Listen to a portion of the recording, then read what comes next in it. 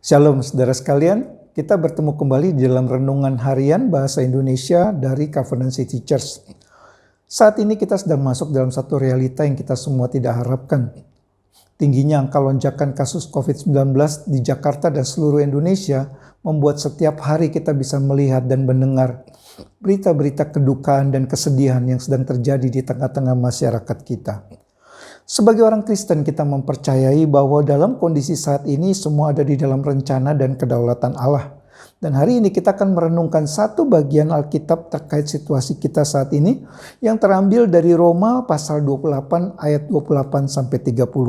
Roma 8 ayat 28 sampai 30. Demikian firman Tuhan. Kita tahu sekarang bahwa Allah turut bekerja dalam segala sesuatu untuk mendatangkan kebaikan bagi mereka yang mengasihi Dia, yaitu bagi mereka yang terpanggil sesuai dengan rencana Allah. Sebab semua orang yang dipilihnya dari semula, mereka juga ditentukannya dari semula untuk menjadi serupa dengan gambaran anaknya, supaya ia, anaknya itu, menjadi yang sulung di antara banyak saudara. Dan mereka yang ditentukannya dari semula, mereka itu juga dipanggilnya, dan mereka yang dipanggilnya, mereka itu juga dibenarkannya. Dan mereka yang dibenarkannya, mereka itu juga dimuliakannya. Saya percaya ayat ini sudah cukup familiar dengan kita semua. Ini adalah janji Allah bagi kita yang bisa menguatkan di tengah-tengah kondisi yang sulit karena gelombang kedua dari pandemi ini. Dan bukan hanya menguatkan, ayat ini memang benar. Demikian, ya dan amin. Allah hadir di tengah-tengah kondisi sulit kita dan berkarya di dalamnya untuk membawa kebaikan bagi kita semua. Nah, masalahnya seperti apa bentuk konkret dari kebaikan tersebut? Apakah itu sebuah peluang usaha yang baru yang kita miliki karena pandemi ini? Atau apakah itu sebuah lowongan pekerjaan yang baru yang kita dapatkan karena pandemi ini? Apakah itu sebuah relasi yang baru yang tercipta akibat pandemi ini? Atau yang lain-lain sebagainya yang kurang lebih sama seperti demikian. Yaitu dari yang tidak ada menjadi ada, atau dari yang kurang baik berubah menjadi lebih baik. Itukah kebaikan Allah yang dimaksud di dalam ayat ini? Nah, tentu saja saudara sekalian, semua itu adalah hal-hal yang baik dari Allah dan puji Tuhan kalau kita semua mengalami kondisi yang demikian. Tanpa bermaksud mengecilkan berkat dari segala hal baik yang Allah berikan tersebut, namun kebaikan Allah itu lebih luas dan tidak bisa dibatasi oleh hal-hal yang baik tersebut. Mengapa saudara sekalian? Karena jika harapan kita akan kebaikan Allah seperti itu, yaitu terkait dengan perbaikan kondisi fisik jasmani kita, maka kita sedang menaruh pengharapan kita pada tempat yang rentan untuk bisa membawa pada kekecewaan. Tidak semua dari kita mengalami hal yang demikian. Perubahan kondisi dari yang kurang baik menjadi lebih baik di dalam masa pandemi ini.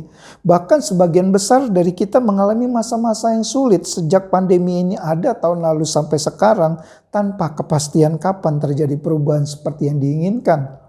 Ada yang kehilangan anggota keluarganya yang meninggal karena terpapar COVID-19.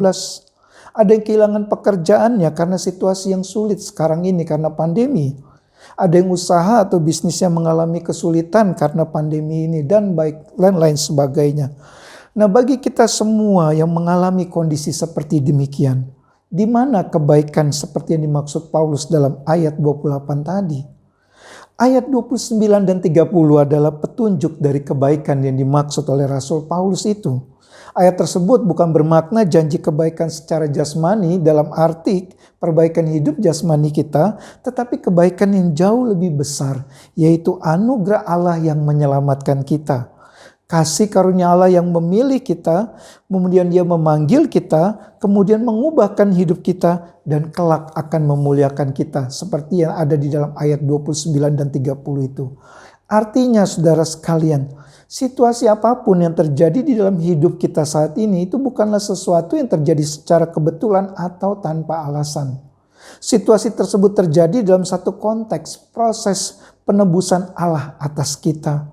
Allah mengaturnya sedemikian rupa sehingga seluruh situasi kita tersebut bergerak menuju satu tujuan, yaitu untuk kebaikan kita, yang berarti untuk menggenapi rencana keselamatan Allah atas kita. Jadi situasi-situasi tersebut bukan hanya tidak dapat menggagalkan rencana keselamatan Allah, bahkan situasi itu bekerja untuk menggenapi rencana keselamatan Allah atas kita. Memahami kebenaran ini akan menolong kita dalam menghadapi masa-masa yang kembali sulit seperti sekarang ini dengan sikap yang benar, yaitu dengan kepercayaan bahwa Allah lebih tahu dari kita situasi apa yang paling tepat bagi kita dan bahwa Ia mengendalikan segala sesuatunya. Jadi saudara sekalian, Allah turut bekerja dalam segala sesuatu untuk mendatangkan kebaikan bagi mereka yang mengasihi Dia. Ini adalah sebuah sikap yang mengakui kedaulatan Allah atas segala sesuatu yang terjadi, baik dalam skala global, dunia maupun skala personal, kehidupan pribadi kita. Dan ini juga satu sikap yang mempercayai bahwa semua yang terjadi itu adalah untuk kebaikan kita. Terlepas apakah hal itu baik ataukah buruk, sulit atau lancar, sesuai ekspektasi kita atau bertolak belakang dari ekspektasi kita. Dan mengakui bahwa Allah turut bekerja dalam segala sesuatu untuk mendatangkan kebaikan kita, berarti melihat kebaikan Allah itu dalam perspektif karya penebusan Kristus bagi kita semua. Ini adalah sebuah janji yang dibuktikannya dalam hidup kita. Ayat 32 dan 35 katakan, Ia yang tidak menyayangkan anaknya sendiri, tetapi yang menyerahkannya bagi kita semua, bagaimanakah mungkin Ia tidak mengaruniakan segala sesuatu kepada kita bersama-sama dengan Dia?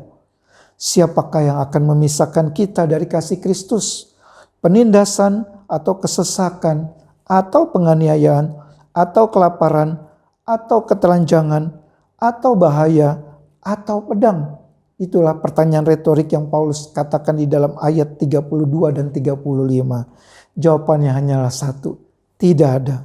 Gelombang kedua dari pandemi ini yang sedang memporak-porandakan berbagai aspek dalam kehidupan kita pun saat ini tidak akan bisa membuat kita terpisah dari kasih Kristus.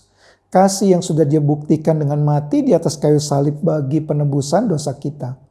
Dia yang dikatakan dalam ayat tadi memberikan nyawanya untuk menyelamatkan kita. Dia juga yang akan menjamin kehidupan kita di dunia saat ini sampai nanti kita masuk ke dalam kemuliaannya. Taruhlah pengharapan saudara pada satu janji yang tidak akan pernah mengecewakan ini, yang tidak akan tergoncangkan oleh kondisi apapun juga. Mari kita berdoa.